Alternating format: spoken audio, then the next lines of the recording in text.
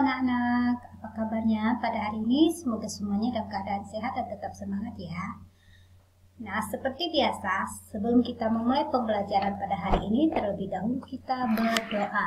Demi nama Bapa, Putra, dan Roh Kudus. Amin. Bapa kami yang ada di surga, dimuliakanlah nama-Mu, datanglah kerajaan-Mu. Jadilah kehendak-Mu di atas bumi seperti di dalam surga. Berilah kami rezeki pada hari ini, dan ampunilah kesalahan kami, seperti kami pun mengampuni yang bersalah kepada kami. Dan janganlah masukkan kami ke dalam pencobaan, tetapi bebaskanlah kami dari yang jahat. Amin. Demi nama Bapa, Putra, dan Roh Kudus. Amin. Pada hari ini kita mempelajari tema 8 tentang keselamatan di rumah dan perjalanan, subtema 3 ya. Aturan keselamatan di perjalanan, pembelajaran yang kedua. Nah, dalam pembelajaran yang kedua ini, kita mempelajari pelajaran dan PPKN, Bahasa Indonesia, dan PJOK. Ayo kita pelajari. Yang pertama adalah pelajaran PPKN dengan materinya, manfaat persatuan dalam keberagaman. Keberagaman mudah kita temui di masyarakat. Seperti ada keberagaman suku, budaya, agama, dan adat. Diperlukan rasa persatuan dalam keberagaman. Persatuan dapat menciptakan kerukunan hidup masyarakat. Nah, manfaat persatuan dalam keberagaman itu yaitu kita harus tetap saling menghormati dan menghargai perbedaan tersebut atau keberagaman tersebut. Nah, keberagaman di dalam masyarakat itu banyak ya. Ada seperti suku, budaya, agama, dan adat istiadat, di mana semua itu memiliki perbedaan. Nah, perbedaan itu disebut dengan keberagaman. Nah, untuk menciptakan kerukunan itu dalam keberagaman, maka setiap orang harus selalu menghormati suku, budaya, agama, dan adat orang lain ya. Di mana kita berada, kita harus tetap menghormati orang lain. Meskipun mereka itu ada yang berbeda suku, budaya, agama, dan adat, tetapi yang perlu kita hargai yaitu perbedaan tersebut. Nah, seperti pelangi ya, pelangi itu bermacam-macam warna. Nah, seperti itu juga dengan keberagaman. Anak-anak pasti tahu ya, di dalam kelas 2C juga terdapat keberagaman. Ada teman yang dari suku Dayak, Melayu, Batak, Jawa, dan ada juga suku Tionghoa. Nah, bagaimana contoh di kelas 2C?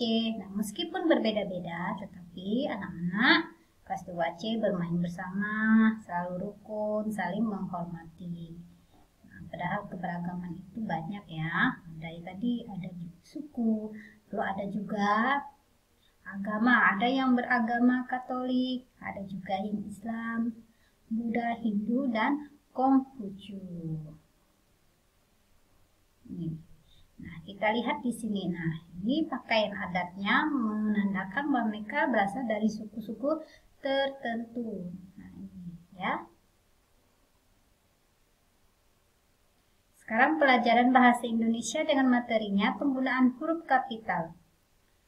Huruf kapital digunakan sebagai huruf pertama nama tempat dan lokasi.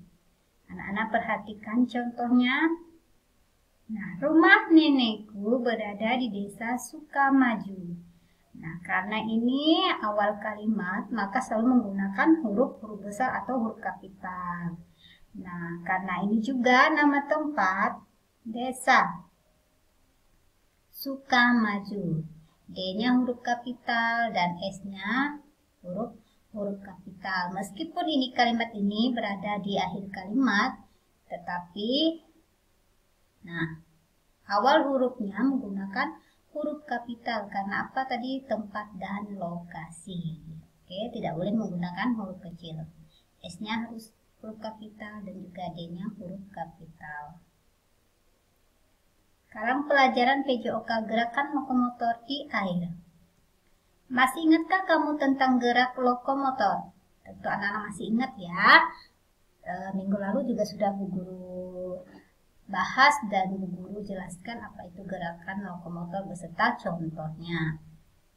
Berjalan dan berlari termasuk gerak lokomotor.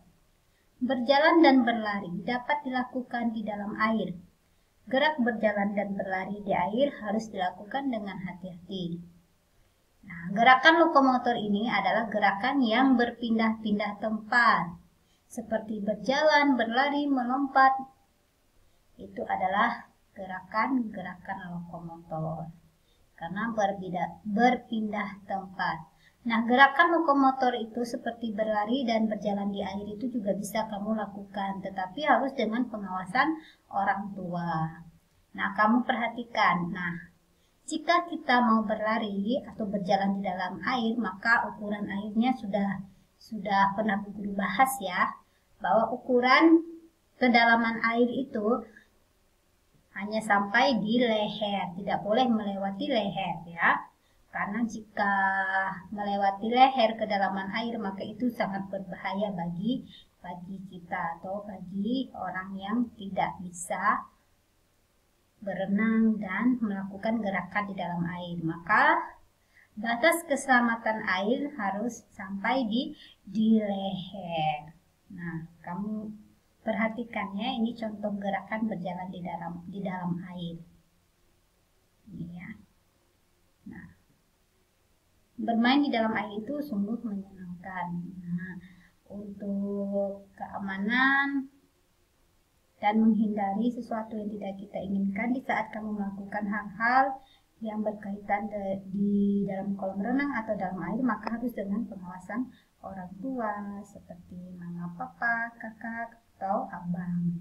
Tidak boleh kamu melakukannya sendiri karena itu berbahaya. Apalagi bagi kamu yang tidak bisa berenang. Nah, di sini ada soal yang Bu Guru berikan ya. Bisa kamu kerjakan atau kamu ingat-ingat di rumah. Nah, nomor 1, sebutkan tempat-tempat yang pernah kamu kunjungi. Nah, tempat apa saja yang pernah kamu kunjungi, maka tulis di sini. Lalu nomor 2, sebutkan suku, agama, budaya yang kamu ketahui. Nah, suku apa yang kamu ketahui sebutkan. Seperti tadi sudah Bu Guru bahas ya, sudah Bu Guru sebutkan di awal tadi. Nah, agama apa, budayanya. Pasti kamu tahu ya. Lalu nomor 3, ini adalah gambar pakaian adat suku titik-titik. Nah, perhatikan ini gambar pakaian adat mana dan suku apa. Nah, di sini yang Bu Guru tanya pakaian adat suku ya, pakaian adat suku apa ini. Lalu nomor 4, sebutkan 5 pulau terbesar di Indonesia. Nah, ada 5 pulau terbesar yang ada di Indonesia, sebutkan ya. Nomor 5, berjalan, berlari, dan melompat termasuk gerakan titik-titik. Oke, ini saja materi kita pada hari ini. Sebelum mengakhiri, terlebih dahulu kita berdoa. Demi nama Bapa, Putra, dan Roh Kudus. Amin. Salam Maria, penuh rahmat Tuhan sertamu. Terpujilah engkau di antara wanita, dan terpujilah buah tubuhmu Yesus. Santa Maria, Bunda Allah, doakanlah kami yang berdosa ini sekarang dan waktu kami mati. Amin. Demi nama Bapa, Putra, dan Roh Kudus. Amin.